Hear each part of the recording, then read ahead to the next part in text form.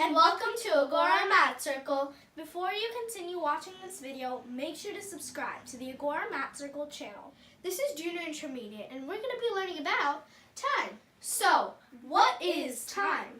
Well, there are many ways you can describe time, but here's one. Time could be a specific point when something has happened or is going to happen. An example is the time you wake up in the morning or the time you go to sleep. So here are some of the main points in time. You can't go back in time, only forward, meaning you can't travel to the past. Another point is that time is no longer considered fixed, and time can be different in another galaxy or an international space station. So after 100 years, or during the 100 years, which is also known as a century, our understanding of time has changed, and after looking at time in a different way, we found that time can be different. So this is basically saying that time is not always same in each place. For example, over here it's let's say 7 p.m., but in another galaxy it could be like 12 a.m. in the morning. So here's some points in time. Okay, now let's learn about measurements of time. First up, there's a second. A second is the smallest amount of time, as you can see.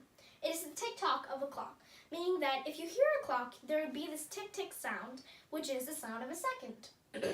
A minute is about 60 seconds, and an hour is 60 minutes.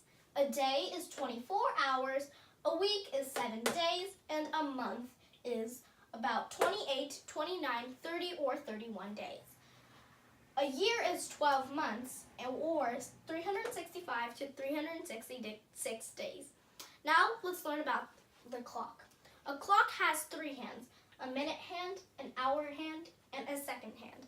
A second hand moves by second, so it consistently moves by second. An hour hand moves by an hour, and a minute hand moves by a minute. So now you know about the measurements of time. So now let's learn about the measurement conversions in time. So let's go ahead and get started. So in this chart, we're basically going to look at the measurements, converting measurements in time. So in time, the measurements we have are year, month, week, day, hour. So what we're basically going to be doing is, an example would be converting years to months, or months to weeks, days to hours, like that. So let's go ahead and get started. So in 1 year, we already know that obviously there's going to be 1 year. In 1 year, there is 12 months. In 1 year, there's 52 weeks plus an extra day. And in a year, there's 365 days and 8,760 hours. Let's move on to months. And you might be wondering why there's a fraction that says 1 over 12 months. It's because we obviously know that a month has less, units or days. It has less units than a year. So you have to use 1 over 12 because it would be weird to say a month has 12 months, because that's not true. So a month has 1 over 12 months for a year. So it's saying 1 year has 12 months. This is basically what 1 over 12 months means. And in a month, we know there's a month. And in a month, there's approximately 4 to 6 weeks. Actually, not approximately, exact 4 to 6 weeks. And why it differs is based on the number of days there are in a week. And that's because why it differs, I think I said that wrong. Why this differs is because of the number of days there are in a month. And so the number of days there can be in a month vary from 28, 29, 30 to 31. So based on the number of days there are the number of weeks. So, and then in a month there's approximately 730 hours. That's not the exact number. So let's go ahead and move on to weeks. Again, this is the same thing. We all know that a week has less days or units than a year, so we have to use 1 over. So it's 1 over, and a year has 52 weeks. And we have, again, a week has less units than a month. Or, I don't know if it's really called units, but it's like less days, rather. Less days, hours, minutes, seconds. So it's 1 over 46 weeks, as we know, and a week has 1 week, and a week has 7 days and 168 hours, and I think that's not exact either. I'm not sure. And in a day, there's 1 over 360, and in a year there's 1 over 365 days. And in a month there's 1 over 28, 29, 30, or 31 days. And I'm assuming you guys all know why it's 1 over, based on what we've been talking about. And it's 1 over 7 days. Again, the units are less. And a day equals 1 day and 24 hours. So let's move on to the last one we're looking at, which is hours. So a year has 8,760 hours, approximately 730. In a month, there's approximately 730 hours. In a week, there's approximately, or exact, I don't know, 168 hours. There's 24 hours, and an hour has 1 hour. Now let's go ahead and move on to AM and PM. So if you've noticed, I don't know if you guys have wondered about this, but our normal clock has 12 hours, but we all know a day has 24 hours. So how do we tell the difference? Well, it's usually, so that's why there's something called AM and PM.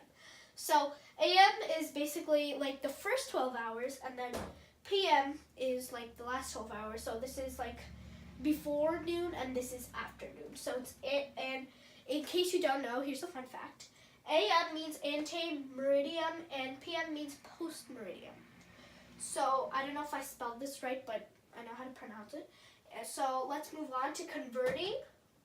To convert from 12 hours to 24 hours, all you need to do is add 12 to the hours. Then to convert from 24 hours to 12 hours, if the number is greater than 12, then subtract 12 and add PM. So I'm going to give you an example here. So say we're converting 12 hours to 24 hours, and there's the number 12. So we need to add 12. So let's say that we have a clock over here. And I'm going to change the number to 9. So we have 9 over here, but then we go another whole 12 hours. We know that we're going to stop back here at 9. So again, the answer is going to be 9. So moving on, let's look at these charts that give an example from converting 12 hours to 24 hours and 24 hours to 12 hours. So converting 6:15 a.m. To 24 hours, again, what I said. So say we're at 6:15, We go around again, 12 hours, and it's going to be 6:15 again. And then same goes over here for 10:45 p.m. So basically here, when it goes for another 12 hours, it's going to be p.m. here, and then this is going to be a.m. So converting from 24 hours to 12 hours, so say it's 22:45. Then we should just subtract 12, and we get 10:45. And say it's 18:30. And I just want, so in case you guys don't know, numbers like these that are not shown in a clock, let me just show you. So I'm just going to use maybe this place over here, I guess. So just going to put a box over here. So say we have something like 23:08. So to find out the exact time, all you need to do is start from 12, and then you have to find out how much digits you need to add until you get to 23. So we start at 12, and then we add 11 to get to 23. So that means it's 11, because we need to add 11:08. So that's how you convert. So doing 18:30, we just subtract 12, and we get 6:30 p.m. So that's all you guys need to know about the measurement conversion in time. Moving on, let's learn about computations involving time. Computations involving time basically explains how much time has elapsed or how long it takes to do something. These have been done using the idea of a timeline. Here's a timeline that shows the 12 hours of the day. You can also do a timeline that shows 24 hours of the day. Based on this timeline, let's solve an example problem.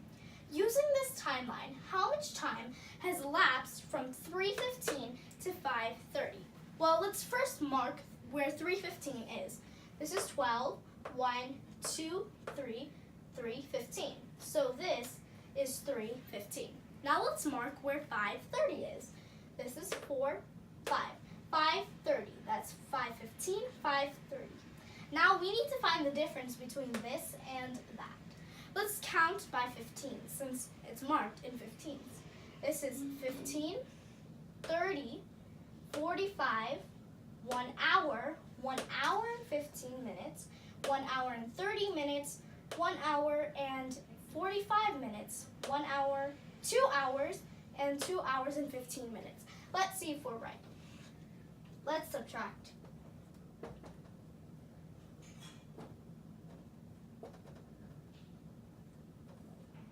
So 5 minus 3 is 2. 30 minus 15 is 15. So the difference between 5:30 and 3:15. So the time that has elapsed from 3:15 and 5:30 is 2 hours and 15 minutes. So the answer to the example problem is 2 hours and 15 minutes. Now let's do some example problems based on time with arithmetic operations. Let's do the first one together based on time addition. What time would it be 45 minutes from 11:45? So we're basically adding 45 minutes to 11:45. Well, we need to add 15 minutes to 45 in order to create a whole number, or 12. So that would be 12. Now 45 subtract 15 minus 45 minus 15 is 30. So we can add 30 to 12. And that would create 12:30. So our answer is 12:30. Now let's do the next one together. How many minutes have elapsed from 11:16 to 12:49? So all we need to do is subtract. When subtracting, we can find out that 9 minus 6 is 3, 4 minus 1 is 3, and 12 minus 11 is 1. So that's 1 hour and 33 minutes. Now let's do the next one together. If a test that starts at 2:51 p.m. has 4 questions, and each question takes 4 minutes to solve, then when will you finish the test? Well, we know that there's 4 questions with 4 minutes, so that will be 4 times 4 equals 16. Now we're adding 16 minutes to 2:51. Now 51 plus 16 is 67. So we need to convert 267, and that would be 67 minus 60, which is 307. So 267 is equal to 307. Let's do the last one together. Sam started his test at 11:30 a.m. and finished the test at 3:15 p.m. If it takes 5 minutes to finish each question, how much questions are there? Well, first we need to convert them into 24-hour form. So 11:30 a.m. would be 11:30, and 3:15 p.m. would be 15:15. Now we can subtract. That would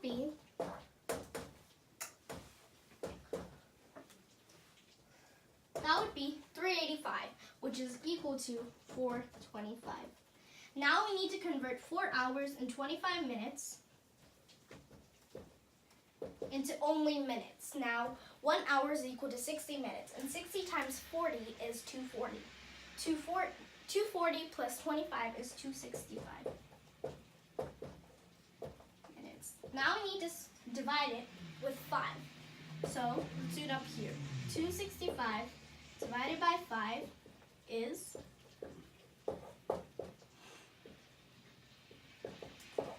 53. So our answer is 53. There are 53 questions in the test. Wow, that's a long test. Now let's go ahead and look at speed and money. Let's start with speed. So speed is basically how soon we can do something. Here's an example. An example would be if you can run 100 meters in 10 seconds, then your speed is 10 meters per second. And I'll tell you why. I've already written it down. Well, we're trying to find out your speed per second, which is 1 second. So to find out your speed in 1 second, all you need to do is divide 100 by 10. And you get 10. So your speed is 10 meters per second. You can also write it like this. Just like how when you're driving, there's a speed like 5 miles per hour. So it's mph. So here's the problem using what we've just looked at. Jack rides 50 meters on his bike in 5 minutes. And Jill rides 60 meters in her bike in 6 minutes. So what are their speeds? And this is a question mark. So we know that he rides 50 meters on his bike in 5 minutes. And we're trying to find out per minute in this case. So all we need to do, as we did in the last problem, is divide 50 by 5. So we get 10. So Jack's speed is 10 miles per minute. Now let's go ahead and find out Jill's speed. So Jill can ride 60 meters in 6 minutes. So to find out per minute, all we need to do is divide 60 by 6. And we also get 10. So both of their speeds are 10 miles per minute. Now let's go ahead and look at money. So we all know what money is. So you know that 1 penny or 1 cent, which is a penny, is $0.01. 5 cents, which is a nickel, is $0.05. 10 cents is a dime, which is $0.10. 25 cents is a quarter, which is $0.25. So I think you guys get the point. And then there's bills: $1, $2, $5, $10, $20, $50, $100. So these are bills, which means these are basically like dollars. So let's go ahead and look at money conversions. So we have $1, and so $1 is 2 50 cents, because we know that 50 cents, 0.5 plus 0.5 is 1.00.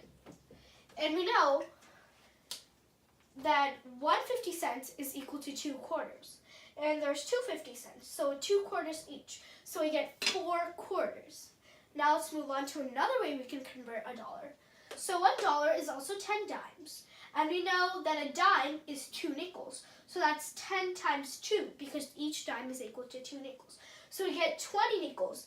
And we know that each nickel is equal to 5 pennies. So that's 20 times 5, because we know that each nickel equals 5 pennies. So 20 times 5, and we get 100 pennies. So these are some ways that you can convert money. And I hope you guys understood speed, money, and money conversions. And if you've understood all of these, go ahead and look at the challenge problems in the lecture notes and try to solve them. Yeah. Thanks for watching! Don't forget to subscribe and like.